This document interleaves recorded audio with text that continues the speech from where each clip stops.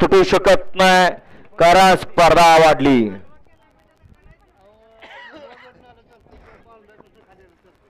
सुटला 33 सुटला या मैदानातला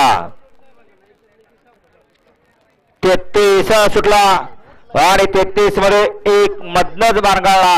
आता लढत चालू आहे त्यामध्ये इकडे 3 नंबर वरती कनेरकर आहेत, 4 नंबर वरती उंबडेकरांची गाडी पळते. पड्याल त्यांना लढत भावली आणि त्याच्या पड्याल लढत देतोय कोकराळकर, परंतु सोन्याचं निर्वाद वर्चस्व.